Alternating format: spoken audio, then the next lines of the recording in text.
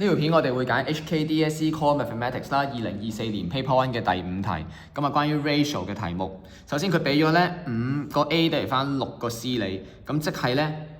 A 比 C 咧就應該要係咁啊，你加翻換個位啦，將個C 除過嚟，將個5啊除翻過去啦，咁所以咧就會係6比5嘅。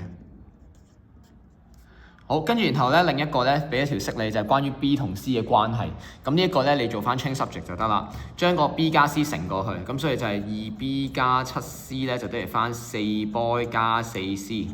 將有 boy 嘅 group 埋一齊 ，OK， 將啲 C 嘅 group 埋一齊，咁所以得出咧3C 等於2 boy，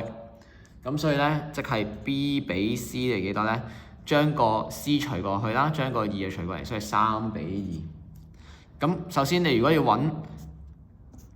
5A 加 8B 除以2 boy 加3C， 我哋先揾咗 A 比 B 比 C 係幾多先？咁今日就係有 A 比 C 同埋呢個，我分開啲寫啦 ，A 比 C 同埋 B 比 C 啊嘛。咁我哋睇翻咧就係、今日 C 係個 connection 啦，5同2嘅話就出10，咁所以咧 A 同 C 嗰個咧就會乘翻2啦，咁所以就係12啦，而 B 嗰度咧就會乘翻呢個5嘅，所以就出15。答案就係12比15比10，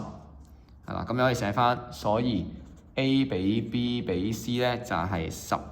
比15比同10啦。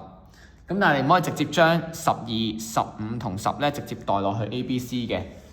咁因為佢唔一定淨係等於生12、15、10噶嘛，佢可以係例如全世界乘以2嘅，咁即係24、30、20都係12比15比10嘅其實。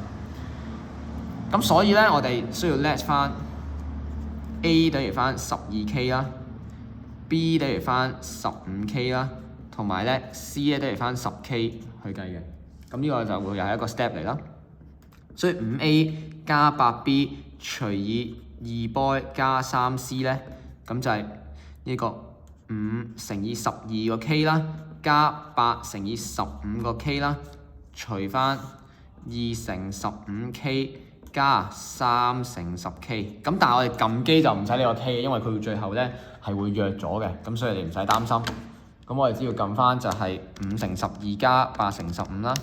除翻2乘15加3乘10，出嚟答案係3。